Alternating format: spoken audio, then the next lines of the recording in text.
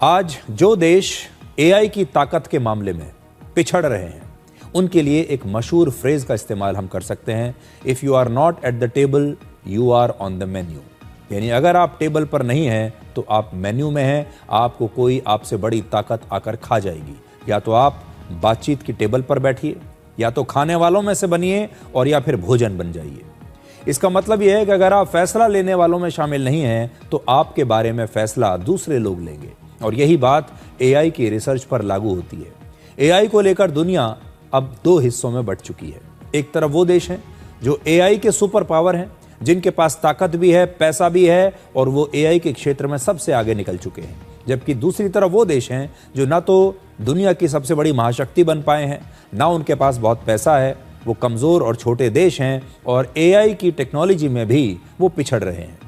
ऐसे देशों को आप मिडिल पावर्स कह सकते हैं। भारत, कनाडा और यूरोप के कई देश आज मिडिल पावर्स हैं। उनके लिए एआई की इस रेस में अमेरिका या चीन से मुकाबला करना आसान नहीं होगा। आज एडवांस्ड एआई मॉडल बनाने के लिए बहुत ज़्यादा पैसा चाहिए, आधुनिक इंफ्रास्ट्रक्चर चाहिए, और दुनिया के सर्वश्रेष्ठ वैज्ञानिकों की आईटी एक्सपर्ट्स की टीम चाहिए। और ये सब कुछ हर देश के पास नहीं हो सकता। अगर मिडिल पावर्स वाले देश एआई में आगे नहीं बढ़े तो उनकी कंपनियां दूसरे देशों की टेक्नोलॉजी पर हमेशा निर्भर रहेंगी। उनकी सारी जरूरत विदेशी कंपनियां ही पूरी करती रहेंगी। उनका डेटा और बाजार दूसरे देशों के हाथों में रहेगा, और आर्थिक ताकत धीरे धीरे दूसरे देशों के शक्तिशाली देशों के हाथों में चली जाएगी। भारत अभी अपना बड़ा ग्लोबल एआई प्लेटफॉर्म बनाने में बाकियों से पीछे चल रहा है, लेकिन आगे बढ़ने की पूरी क्षमता भारत रखता है।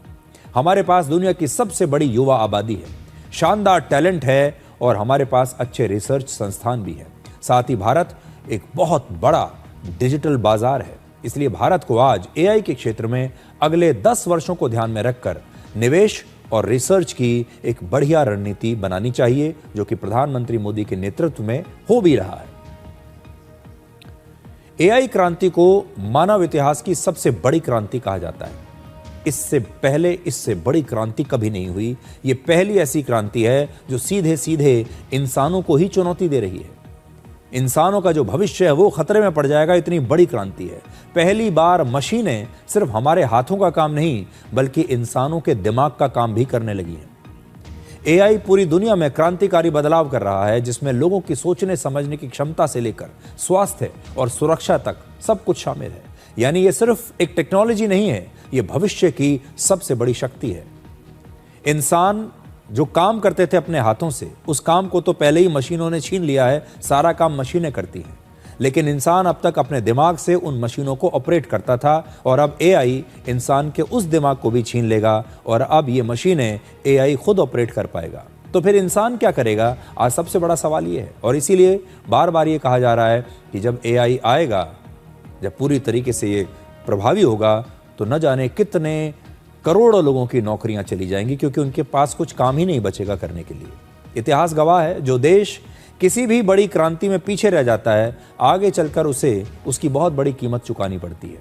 इस समय दुनिया को दो हिस्सों में बांटकर देख सकते हैं आप। पहला डिजिटल आज़ादी, और दूसरा डिजिटल गुलामी।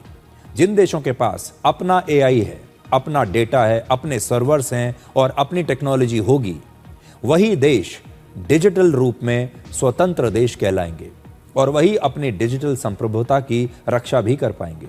लेकिन जिन देशों की टेक्नोलॉजी, उनका डेटा, उनका डिजिटल इंफ्रास्ट्रक्चर दूसरे देशों की कंपनियों पर निर्भर रहेगा, वो देश धीरे धीरे डिजिटल गुलामी की तरफ बढ़ सकते हैं।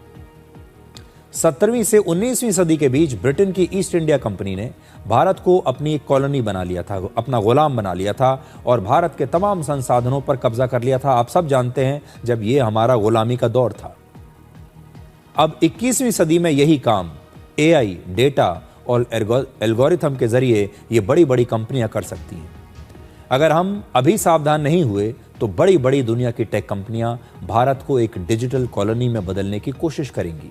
इसलिए आज भारत की सबसे बड़ी जरूरत है कि हम स्वदेशी एआई क्रांति की रफ्तार को और तेज करें। हमें सिर्फ यूजर नहीं बनना, हमें निर्माता बनना होगा। नहीं तो हमारे युवा विदेशी कंपनियों के लिए काम करते रह जाएंगे, क्योंकि आने वाले समय में जो देश एआई के इकोसिस्टम पर नियंत्रण करेगा, वही दुनिया पर भी कंट्रोल करेगा। पिछले 100 वर्षों में हमारे देश में सिर्फ 3 क्रांतियां हुई हैं। पहला, वर्ष 1947 में आज़ादी की क्रांति। इसमें हमारा देश अंग्रेजों की गुलामी से मुक्त हुआ था। दूसरा, 60 के दशक में हरित क्रांति। इसमें कृषि उत्पादन तेजी से बढ़ा और भारत अनाज के मामले में आत्मनिर्भर बना। तीसरा, वर्ष 1970 में व्हाइट रेवोल्यूशन यानी श्वेत क्रांति। इसमें देश में दूध के उत्पादन में ऐतिहासिक वृद्धि हुई और भारत इस मामले में दुनिया का नंबर 1 देश बन गया। ये 3 क्रांतियां हमारे देश की मोटा मोटी आप मान सकते हैं। आज एआई के क्षेत्र में अमेरिका सबसे आगे है, जबकि भारत के पास अपनी विशाल आबादी की वजह से बहुत बड़ा डेटा तो है, लेकिन डेटा सेंटर्स और अपना खुद का एआई मॉडल नहीं है। इसलिए विदेशी एआई कंपनीज हमारे डेटा से अपने एआई मॉडल्स को ट्रेनिंग दे रही है। लेकिन अब हर देश के लिए अपना खुद का एआई सिस्टम होना बहुत जरूरी है। पिछले वर्ष अप्रैल में भारत ने अपना स्वदेशी एआई प्लेटफॉर्म बना लिया और इसका नाम है सर्वम। एआई समिट में आज प्रधानमंत्री मोदी ने सर्वम एआई प्लेटफॉर्म को भी देखा। यह हमारे देश की 22 भाषाओं में काम कर सकता है और यह कई मामलों में चैट जीपीटी और गूगल के जेमिनी से भी बेहतर है।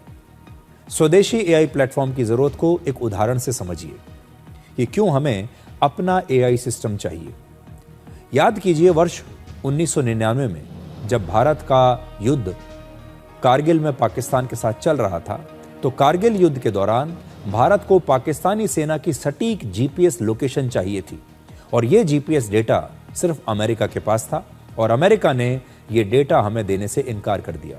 यानी संकट के समय उधार की टेक्नोलॉजी काम नहीं आती। एआई से पहले भारत दूसरी कई बड़ी क्रांतियों में पीछे रह चुका है।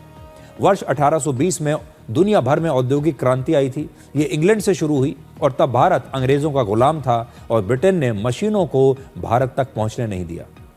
1957 में अंतरिक्ष की क्रांति शुरू हुई जब सोवियत संघ और अमेरिका ने अपने अपने अंतरिक्ष यान सैटेलाइट्स लॉन्च किए।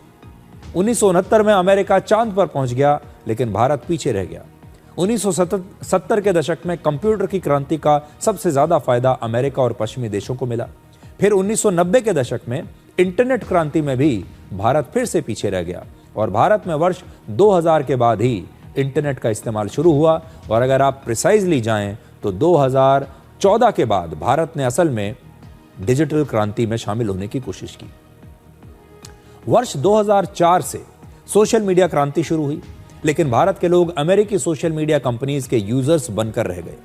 आज आप में से ज्यादातर नहीं, सारे ही लोग जिन कंपनियों के सोशल मीडिया प्लेटफॉर्म्स को इस्तेमाल कर रहे हैं वो सब अमेरिका की कंपनी है। आप सिर्फ यूजर्स हैं और इस समय भी भारत की किसी कंपनी का कोई बड़ा सोशल मीडिया प्लेटफॉर्म दुनिया में नहीं है। एआई क्रांति में हमारे लिए अभी बहुत देर नहीं हुई है और इस रेस में आगे बढ़ने के लिए हमें एआई को एक नेशनल मिशन के तौर पर अपनाना होगा और रिसर्च और डेवलपमेंट पर और ज्यादा पैसा खर्च करना होगा और ज्यादा रिसोर्सेज लगाने होंगे। खुद की एआई क्षमताएं विकसित करने से ही भारत दुनिया भर में इसमें लीड कर पाएगा और यह बहुत संभव है भारत के लिए।